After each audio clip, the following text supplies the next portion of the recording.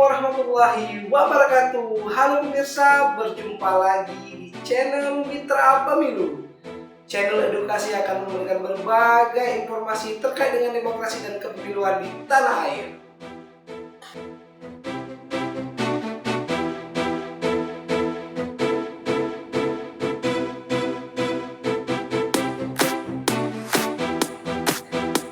Pada video kali ini kita akan membahas sebuah tahapan awal dari sebuah proses pemilihan umum, yaitu terkait dengan verifikasi partai politik. Seperti kita tahu bersama bahwa pasca putusan MK nomor 55 tahun 2020 terjadi perubahan kebijakan khususnya terkait dengan verifikasi partai politik.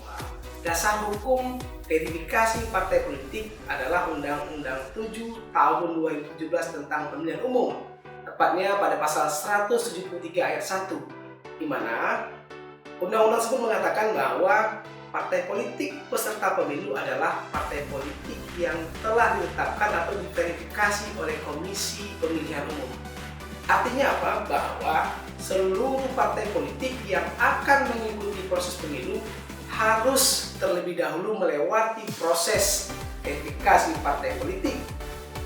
Hal ini tentunya menjadi pertanyaan bagi kita semua. Bagaimana dengan partai-partai politik yang telah mengikuti proses verifikasi pada tahun sebelumnya, pada pemilu sebelumnya? Contoh misalkan kita akan menghadapi pemilu tahun 2024. Bagaimana dengan partai politik yang telah mengikuti pemilu tahun 2019 yang lalu? Apakah mereka juga harus diverifikasi? Kalau kita mengacu pada Undang-Undang 7 ini, maka jelas seluruh partai politik baik yang telah mengikuti pemilu yang lalu maupun yang belum harus diverifikasi kembali. Tentu hal ini membuat sebuah kegusaran ataupun kekhawatiran bagi elit politik, khususnya partai-partai yang telah diverifikasi sebelumnya. Karena memang proses verifikasi ini bukan hanya memakan waktu yang panjang, juga memakan sumber daya yang luar biasa, baik itu sumber daya manusianya maupun sumber daya finansial.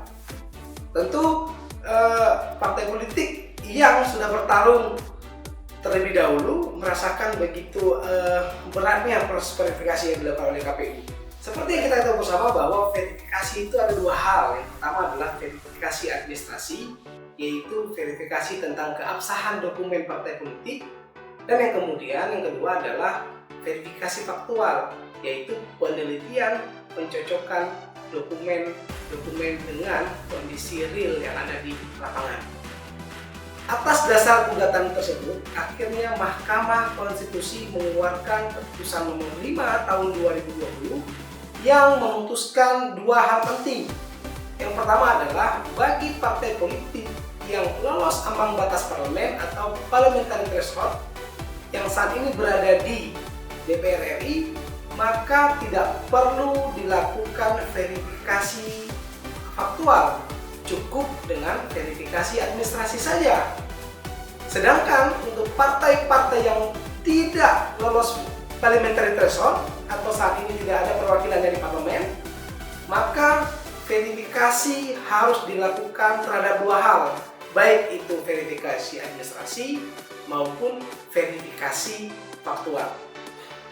Artinya bahwa untuk proses verifikasi partai politik pemilu 2024 yang akan datang, maka untuk 9 partai politik mulai dari PDIP, Gerindra, Golkar, PKB, Nasdem, PKS, kemudian Demokrat, kemudian PAN, dan terakhir adalah Partai P3, maka tidak dilakukan lagi verifikasi faktual. Sedangkan untuk partai-partai yang kemarin tidak lolos 4%, ya, seperti Berkarya dan PSI dan lain-lain sebagainya, tetap melakukan verifikasi administrasi dan faktual. Hal ini juga berlaku bagi partai politik baru yang belum pernah mengikuti proses pemilihan umum. Kemudian selanjutnya adalah konsekuensi dari putusan MK ini, maka KPU sedianya harus segera melakukan perubahan atau revisi terhadap PKPU terkait dengan verifikasi partai politik dengan menyesuaikan PKPU dengan hasil atau keputusan MK yang telah dikeluarkan.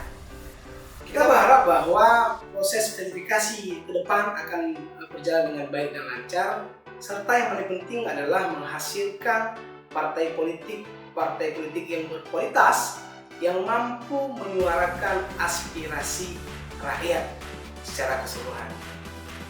Jangan lupa dukung terus channel Mitra Pemilu dengan cara share, like, komen, dan subscribe, serta aktifkan juga loncengnya sehingga pemirsa tidak akan ketinggalan berbagai informasi menarik dari channel Mitra Pemilu. Sampai berjumpa kembali di video berikutnya. Assalamualaikum warahmatullahi wabarakatuh.